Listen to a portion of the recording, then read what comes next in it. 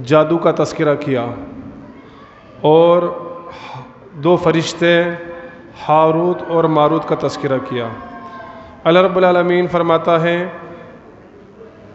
یہود کے بارے کے اندر، یعنی جو یہودی تھے انہوں نے اللہ رب العالمین کے حکم کی نافرمانی کی، معجزے دیکھنے کے بعد بھی ہٹ دھرمی کی، یہاں تک کہ انہوں نے کفر اور شرک بھی کرنا شروع کر دیا اور یہ جادوگر بھی ہو گئے۔ انہوں نے جادو سیکھنا شروع کر دیا، جادو کرنا شروع کر دیا، اور انہوں نے حضرت موسیٰ علیہ السلام کے دور میں ہی نہیں جادو کیا بلکہ حضرت سلیمان علیہ السلام کے دور میں بھی، ان کی وفات کے بعد بھی یہودیوں نے جادو کرنا شروع کر دیا اور یہ بات پھیلا دی کہ حضرت سلیمان علیہ السلام بھی جادوگر تھے، جادو کے زور سے ہی وہ ہم پر حکومت کیا کرتے تھے۔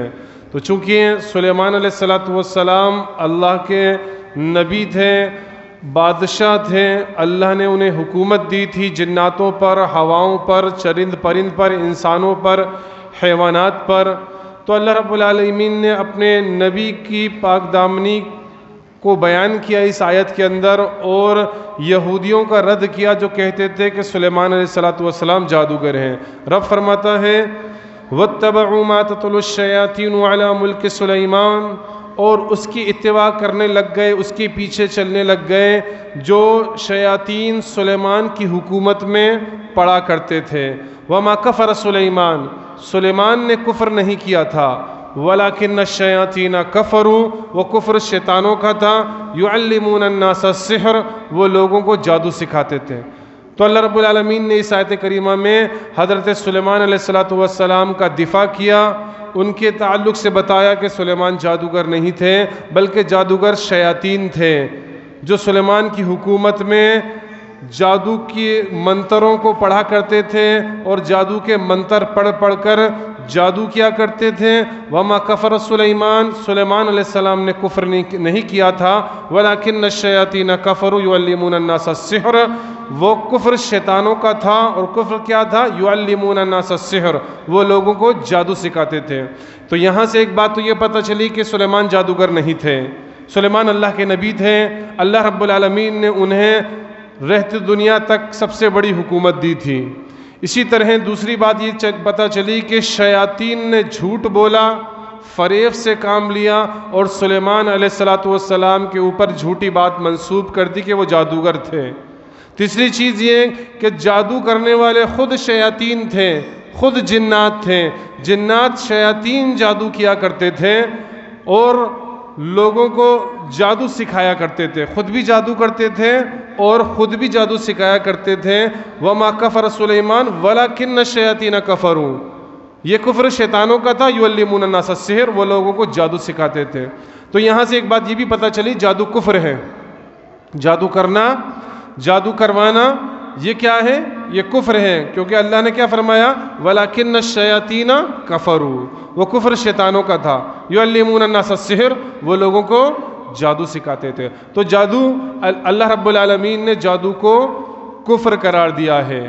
جادو کرنا، جادو کروانا، جادو سیکھنا، یہ تینوں چیزیں کفر کے اندر داخل ہیں، کفر کے اندر شامل ہیں۔ اور اللہ کے نبی جناب محمد رسول اللہ صلی اللہ علیہ وسلم نے خود ارشاد فرمایا اور صحابہ اکرام کی بھی تعلق سے اقوال ملتے ہیں، فرماتے ہیں حد الساحر ضربۃ بالسیف، جادوگر کی حد یہ ہے کہ تلوار سے اس کی گردن الگ کر دی جائے۔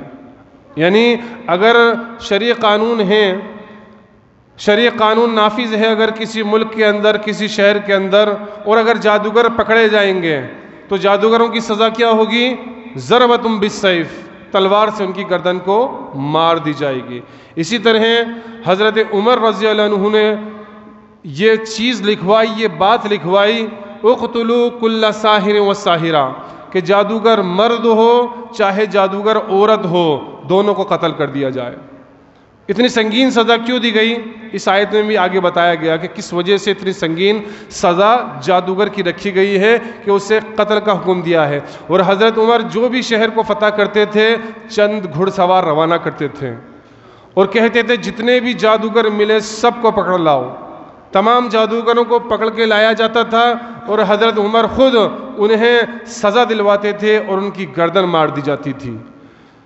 اس کی وجہ سب سے بڑی تو یہ ہے کہ ایک تو جادو کفر ہے، دوسرا جادو لوگوں کو فتنے میں مبتلا کر دیتا ہے۔ جادو کے ذریعے سے ایک انسان کی زندگی اجیرن ہو جاتی ہے، ایک انسان کی زندگی تباہ اور برباد ہو جاتی ہے، اور صرف ایک انسان کی زندگی نہیں بلکہ پورے گھر کی، پورے خاندان کی زندگی تباہ اور برباد ہو جاتی ہے۔ سب جادو کے پیچھے پڑ جاتے ہیں، سب کفر کرنے لگتے ہیں۔ ایک بندے پر جادو ہوا، اس نے جادو کا علاج جادو سے کیا، اگر اللہ نہ کرے اسے شفا مل گئی تو پھر پورے خاندان کا ایمان اسی جادو کے اوپر ہو جاتا ہے۔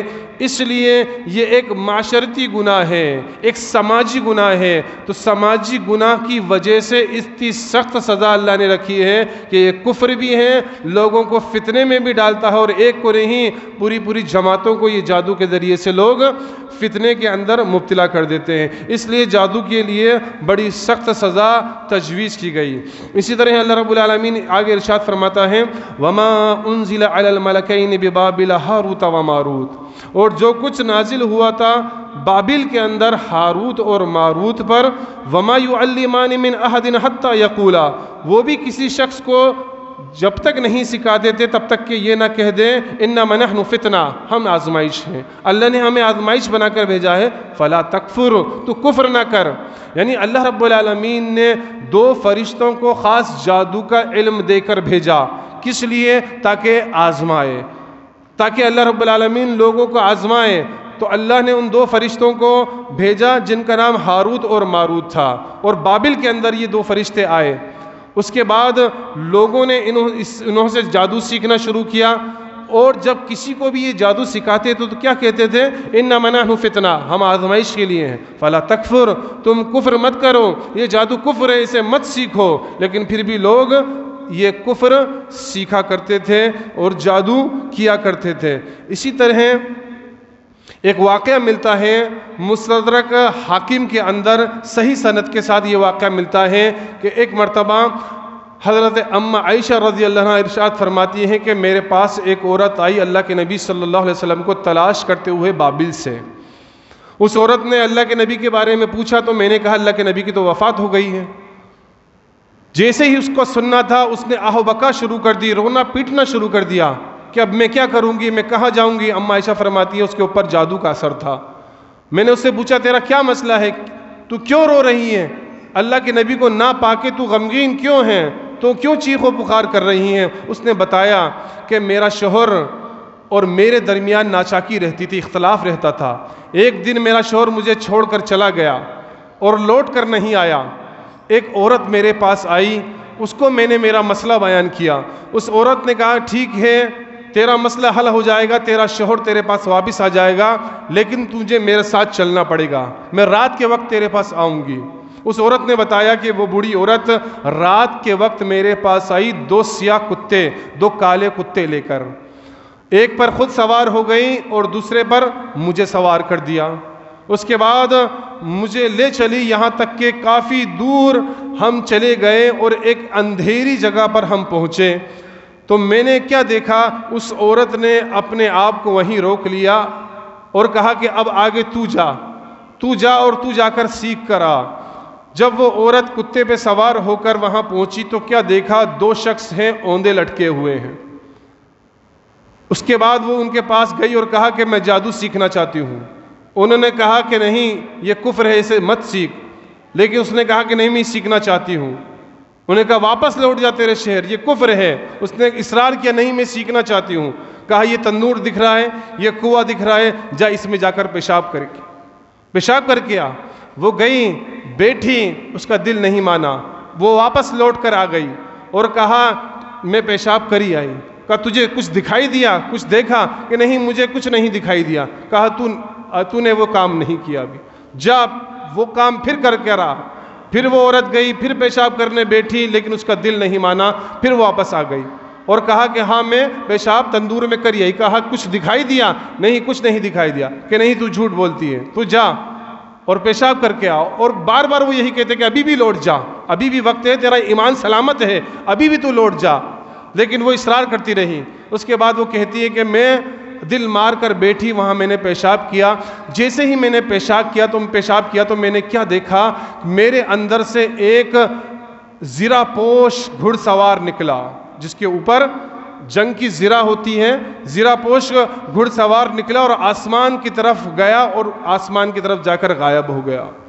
میں گھبرا گئی. اس کے بعد میں واپس ان کے پاس آئی, ان دو شخصوں کے پاس, اور میں نے سارا مسئلہ بیان کیا. انہوں نے کہا اب تو سچ کہتی ہے, اب تو ٹھیک کہتی ہے, وہ تیرا ایمان تھا جو تجھ سے رخصت ہو گیا, جا اب تو جادو کا مسئلہ تیرا پورا ہو گیا ہے, اب تو جو چاہتی وہ ہو جائے گا. وہ عورت کہتی ہے میں گھر لوٹ کر آئی, میں بڑی غمگین تھی, میرا دل بڑا بے چین تھا, میں نے ایسی چیز کو کھو دیا جو مجھے نہیں کھو دینی چاہیے تھی, اور وہ میرا ایمان تھا. اس کے بعد میں نے اناج کے دانے اٹھائے اور کہا کہ اس میں بالی بن جا, تو بالی بن گئی. کہا اس کی بالی سوکھ جا, تو بالیاں سوکھ گئیں. کہا آٹا بن جا, تو وہ آٹا بن گیا. اور میری دل کی بے چینی اور زیادہ بڑھ گئی کہ یقیناً میرا ایمان چلا گیا اور میں جادوگر بن گئی ہوں, میں نے جادو کی وجہ سے اپنا ایمان کھو دیا ہے. اور میں روتے روتے اللہ کے نبی جناب محمد الرسول اللہ صلی اللہ علیہ وسلم کے پاس آئی تاکہ اللہ کے نبی صلی اللہ علیہ وسلم میرا مسئلہ حل کر دیں. صحابہ اکرام کی جماعت موجود تھی. صحابہ نے آپس میں مشورہ کیا اس کا کیا کیا جائے. کہا اس عورت نے کہ میں نے ابھی تک اس کو یوز نہیں کیا, نہ کسی پہ جادو کیا, نہ اپنے شوہر کو واپس لانے کے لیے میں نے کچھ کیا, میں توبہ استغفار کرنا چاہتی ہوں. صحابہ اکرام نے یہی تجویز نکالی کہ ٹھیک ہے تو اللہ رب العالمین سے معافی مانگ, اللہ تجھے معاف کرنے والا ہے. تو اس واقعے سے ایک بات پتہ چلتی ہے کہ جتنے بھی لوگ جادوگروں کے پاس جاتے ہیں, ایسے لوگوں کے پاس جاتے ہیں جو ماں کے نام کے ذریعے سے جادو کا علاج کرتے ہیں, یہ خود جادوگر ہوتے ہیں. اور یہ کوئی نہ کوئی چیز کھانے کی ہو, پینے کی ہو, یا بکرے کا گوشت ہو یا مرغا ہو, یہ کہیں نہ کہیں کسی نہ کسی مقام پر ڈلواتے ہیں. چاہے پانی ہو, چاہے کنواں ہو, چاہے بڑ کا پیڑ ہو یا چوراہا ہو, کہیں نہ کہیں کہتے ہیں کہ وہاں جا کے تمہیں یہ ڈالنا ہے. یہ وہی پروسیجر ہے جو اس وقت اس عورت نے انجام دیا اور اس کا ایمان اس کے دل سے چلا گیا. اور وہ یہی کہتے ہیں جادوگر تمہارا مسئلہ حل ہو جائے گا, جائیے اس کو جل محل کے پانی میں بہائیے, اس کے بعد تمہاری طبیعت ٹھیک ہو جائے گی, تمہارا جادو ختم ہو جائے گا. تو وہ یہی کرواتے ہیں, تمہارا ایمان ختم کرواتے ہیں. تمہارا ایمان لٹوانے کے لیے وہ اس مقام پر, اس چوراہے پر, اس درخت کے نیچے, اسی طریقے سے اس پانی میں, اس کنویں کی طرف یا اس چٹان کی طرف تمہیں بھیجتے ہیں تاکہ تمہارا ایمان ختم ہو جائے. اس کے بعد تمہارا مسئلہ تو حل ہو سکتا ہے دنیاوی اعتبار سے, لیکن تمہارا ایمان ختم ہو جائے گا. آخرت میں تمہارے لیے صرف جہنم کے علاوہ کچھ نہیں ہوگا. تو اسی طرح اللہ رب العالمین آگے ارشاد فرماتا ہے فَيَتَعَلَّمُونَ مِنْهُمَا مَا يُفَرِّقُونَ بِهِ بَيْنَ الْمَرْءِ وَزَوْجِهِ. یہ لوگ ایسی چیز سیکھتے تھے جس سے شوہر اور بیوی کے درمیان جدائی ڈال دے. یعنی اللہ رب العالمین نے جادو کی ایک ایکٹیویٹی ذکر کی, جادو کی ایک قسم ذکر کی, اور وہ کون سی قسم ہے جو شوہر اور بیوی کے اندر تفریق پیدا کر دے, جس کو سحر تفریق کہا جاتا ہے. اس قسم کا اللہ رب العالمین نے یہاں ذکر کیا. اور حقیقت میں یہ صرف ایک قسم ہے جو اللہ نے ذکر کی, ایسی کم سے کم 100 قسمیں ہیں جادو کی. 100 مقصد کے لیے جادو کیا جاتا ہے. یہ تو ایک مقصد ہے کہ شوہر اور بیوی کے درمیان میں جدائی ڈال دی جائے, اختلاف کروا دیا جائے, جھگڑا کروا دیا جائے, 2 خاندانوں کو بانٹ دیا جائے, 2 جو ہے رشتہ داروں کو علیحدہ کر دیا جائے, 2 میاں بیوی کے اندر طلاق کی صورت پیدا کر دی جائے. یہ ایک عمل کا ذکر کیا. اور یہ ایک عمل کا بھی اللہ نے مثال کے طور پر کیوں ذکر کیا؟ کیونکہ یہ سب سے بڑا عمل ہے جادو کے اندر. شیطان اپنا تخت پانی پہ لگاتا ہے, اور پانی پہ لگانے کے بعد وہ اپڈیٹ لیتا ہے اپنی ذریت سے, بتاؤ کون کون کیا کیا کر کے آیا. سب بتاتے ہیں میں نے یہ کیا, میں نے یہ کیا. بعض شیطان آتے ہیں کہ میں نے یہ کیا. ایک شیطان آ کے کہتا ہے کہ میں نے 2 میاں بیوی میں تفریق پیدا کر دی, جدائی ڈال دی. شیطان کہتا ہے ہاں یہ کام تو نے سب سے اچھا کیا, وہ اسے اپنے پاس بٹھا لیتا ہے. تو شیطان کا سب سے محبوب عمل کون سا ہے؟ شوہر اور بیوی کے درمیان جدائی ڈالنا, تفریق پیدا کرنا, جھگڑا پیدا کرنا, طلاق کی صورت بنا دینا. یہ سب سے محبوب ترین شیطان کا عمل ہے.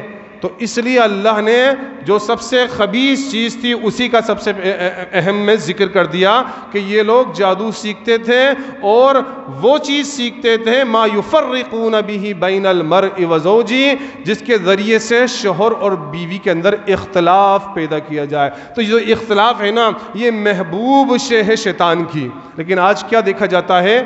آج یہ دیکھا جاتا ہے کہ اگر کسی بھائی پر کسی بہن کے اوپر جادو ہو جاتا ہے اور کوئی بھائی کم علمی کے اندر اس کا علاج کرنے جاتے ہیں اور شیاطین اس کی زبان سے بولنے لگتے ہیں، جنات باتیں کرنے لگتے ہیں، تو وہ کم علمی کی بنا پر ان سے پوچھتے ہیں بتاؤ تمہیں کس نے بھیجا، جادو کس نے کروایا؟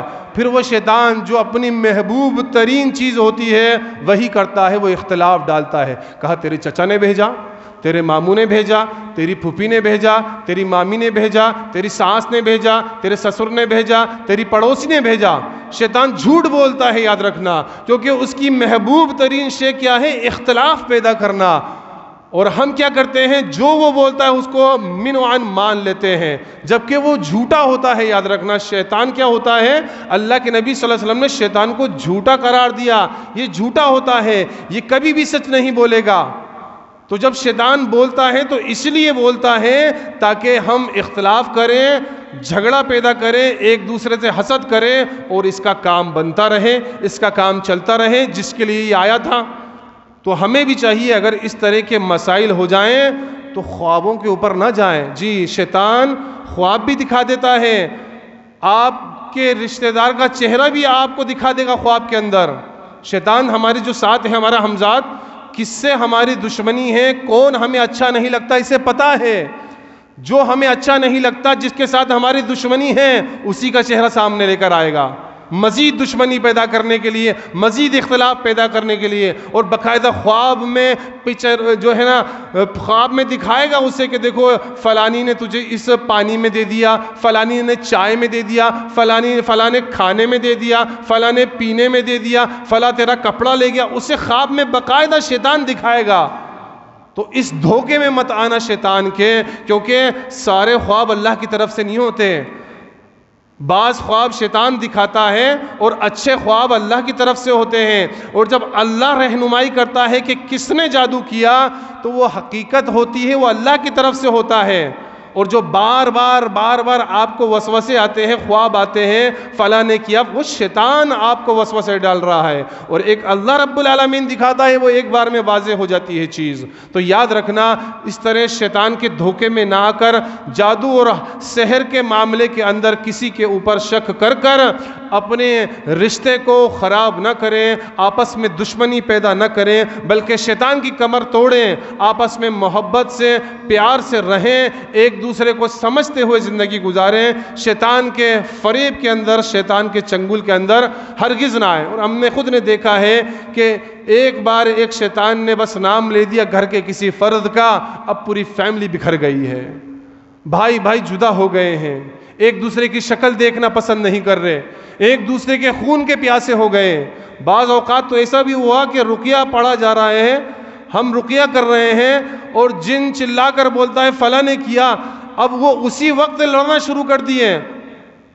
رقیہ چل رہا ہے، شیطان کی بات انہوں نے فوراً مانی اور لڑنا شروع کر دیا، اور اس قدر اختلاف کیا کہ ایک دوسرے کے خون کے پیاسے ہو گئے۔ تو یاد رکھنا شیطان سب سے پہلی بات یہی کہے گا، جو آپ کے ذہن میں ہے، آپ کا کون دشمن ہے، آپ سے کون حسد کرتا ہے، آپ کو کون اچھا نہیں لگتا، یا کون ہے جو آپ کو نہیں باتا، آپ اسے اچھے نہیں لگتے، اسی کا نام بتائے گا۔ تو اس لیے ضرورت اس بات کی ہے، شیطان کے کنڈوں کو، شیطان کے فریبوں کو سمجھنے کی ضرورت ہے۔ رب فرماتا ہے کہ جادو کے ذریعے سے شوہر اور بیوی کے درمیان تفریق پیدا کرتے ہیں، فَيَتَعَلَّمُونَ مِنْهُمَا مَا يُفَرِّقُونَ بِهِ بَيْنَ الْمَرْءِ وَزَوْجِهِ وَمَا هُمْ بِضَارِّينَ بِهِ مِنْ أَحَدٍ إِلَّا بِإِذْنِ اللَّهِ۔ اور ہرگز یہ کسی کو اس جادو کے ذریعے سے نقصان نہیں پہنچا سکتے جب تک کہ اللہ کا حکم نہ ہو۔ یعنی جادو جب تک نہیں چلتا جب تک کہ ہمارے رب کا حکم نہ ہو۔ اگر پوری دنیا کے جادوگر مل کر ہم پر جادو کریں اور ہمارے رب کا حکم نہ ہو، ہرگز جادو نہیں چل سکتا۔ جادو کی یہ اوقات ہے، جادو کی یہ حقیقت ہے یہ کفر ہے، یہ خبیث چیز ہے، یہ اللہ سے اوپر نہیں ہے مسلمانوں۔ ہر بات میں جو سوچتے ہیں نا جادو ہو گیا، اس نے کروا دیا، وہ ایکسیڈنٹ ہو گیا، کسی نے جادو کروا دیا، کاروبار میں لاس ہو گیا، بھائی کسی نے جادو کروا دیا، بچے کی طبیعت خراب ہو گئی، کسی نے، ہر بات میں جنہیں جادو لگتا ہے، رب نے ان کے عقیدے کی تردید کی ہے، رد کیا ہے ان کے عقیدے کا، کہ جادو کو تم کیا سمجھ رہے ہو؟ جادو جب تک چلتا ہی نہیں جب تک کہ رب کا حکم نہ ہو۔ کسی کو جادو کے ذریعے سے کوئی بال کے برابر بھی نقصان نہیں پہنچا سکتا جب تک کہ تمہارے رب کی اذن نہ ہو، تمہارے رب کی مرضی نہ ہو۔ تو حقیقت میں پاور کس کی ہوئی؟ قدرت کس کی ہوئی؟ طاقت کس کی ہوئی؟ اللہ رب العالمین کی، جادو کی نہیں۔ جادو تو خبیث شے ہے، ہاں جادو ہے کیونکہ قرآن نے اس کا ذکر کیا ہے، اس لیے ہم مانتے ہیں کہ ہاں جادو ہے، لیکن جادو خبیث شے ہے، کفر ہے، شرک ہے، گندا عمل ہے، خبیث عمل ہے۔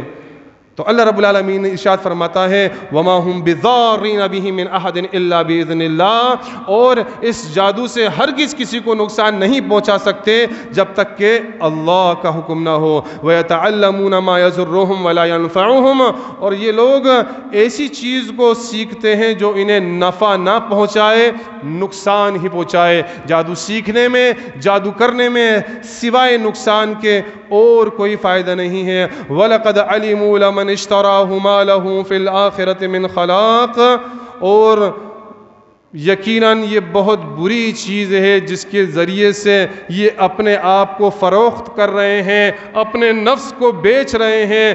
آخرت کے اندر ان جادوگروں کا کوئی حصہ نہیں ہے۔ وَلَبِئْسَ مَا شَرَوْا بِهِ أَنفُسَهُمْ لَوْ كَانُوا يَعْلَمُونَ، افسوس یہ دیکھیں کہ یہ کس کے ذریعے سے یہ جو ہے اپنے آپ کو فروخت کر رہے ہیں، کاش یہ جانتے ہوتے۔ اللہ رب العالمین سے دعا گو ہوں رب العالمین ہمیں قرآن آیت کو سمجھنے، اس پر عمل کرنے کی توفیق عطا فرمائے۔ آمین۔ وآخر الدعوانا الحمدللہ رب العالمین۔